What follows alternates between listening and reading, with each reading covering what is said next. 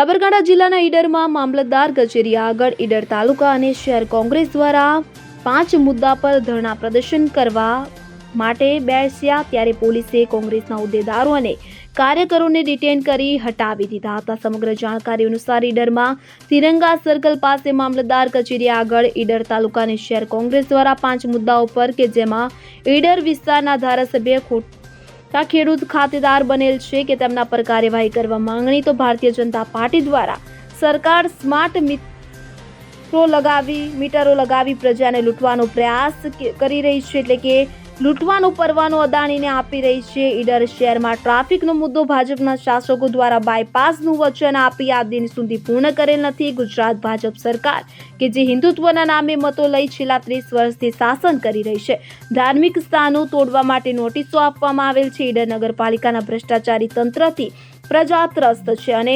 વિકાસના કામોમાં કરોડોની ખાયકી થઈ છે. કામોમાં પણ વ્યાપક ભ્રષ્ટાચારો તેમજ વાલા દવલાની નીતિ અને મિલીભગત દેખાઈ રહી છે. આ તમામ મુદ્દાઓ કે જે પ્લે કાર્ડ અને સૂત્રોચ્ચાર કરી વિરોધ પ્રદર્શન અને દેખાવ કરવાની શરૂઆત કરી, તે દરમિયાન ઈડર પોલીસે 25 થી વધુ લોકોને પોલીસ વાહનમાં બેસાડી પોલીસ સ્ટેશન લઈ જઈ ડિટેન કર્યા હતા.